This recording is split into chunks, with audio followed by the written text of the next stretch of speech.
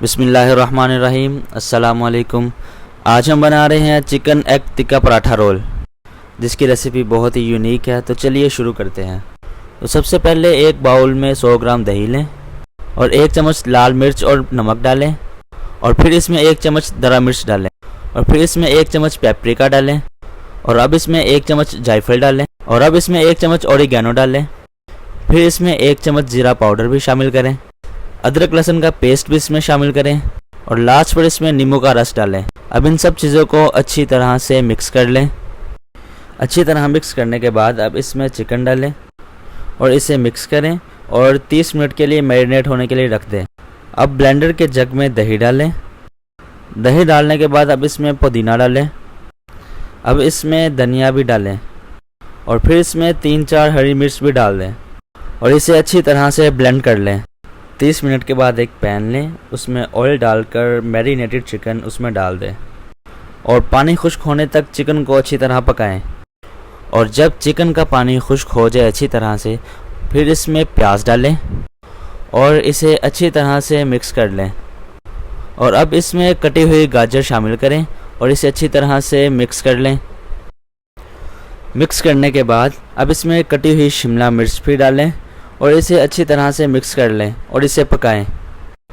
اب ان سب چیزوں کو پکانے کے بعد اب اس میں کیچپ ڈالیں اور اسے اچھی طرح سے مکس کر لیں، اور اب اس میں باربیکیو سوس بھی ملائیں اور اسے اچھی طرح سے مکس کر لیں۔ مکس کرنے کے بعد اب اس کے سینٹر میں جگہ بنائیں اور ایک کٹوری رکھ کر اس میں جلتا ہوا کوئلہ رکھیں، اور اب کوئلے کے اوپر 1 چمچ کوکنگ آئل ڈال کر اسے ڈھک دیں۔ اس سے چکن میں باربیکیو کا فلیور آئے گا۔ اس کو اچھی طرح سے ڈھکنا ہے کہ اس کا اسموک باہر نہ آئے۔ اب 2 منٹ کے بعد اس کا ڈھکن اٹھائیں اور کوئلے کو باہر نکال لیں۔ اب ایک باؤل لیں اور اس میں 3 انڈے ڈالیں، اور اب اس میں پودینہ، ہری مرچ اور دھنیا شامل کریں، اور پھر اس میں 1 چمچ درا مرچ اور آدھا چمچ نمک ڈال کر اس کو اچھی طرح سے مکس کر لیں، اور اب ایک پین میں تھوڑا سا آئل ڈالیں، اور پھر اس میں رول کی بریڈ بنائیں۔ بریڈ کو دونوں سائڈ سے اچھی طرح سے پکانا ہے، اور اب جو ہم نے انڈے کا مکسچر تیار کیا تھا وہ بریڈ پر لگائیں۔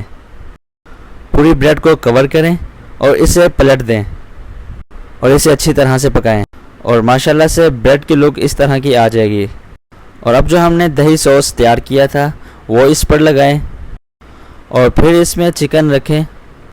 اور اگر آپ ہمارے چینل پر نئے ہیں تو ہمارے چینل کو ضرور سبسکرائب کریں، ویڈیو کو لائک کریں، کمنٹ کریں اور شیئر کریں۔ اور اب اس میں بہت ہی پیارا کٹا ہوا پیاز رکھیں، اور پھر اینڈ پر اس میں نیمبو کا رس ڈالیں۔ اس سے اس کا ٹیسٹ بہت اچھا آ جائے گا، اور اسے اچھی طرح سے پھر ریپ کر لیں، اور ماشاءاللہ ہمارا ایگ ٹکا پراٹھا رول تیار ہے۔ اور اسی کے ساتھ ہمیں دیں اجازت۔ اللہ حافظ۔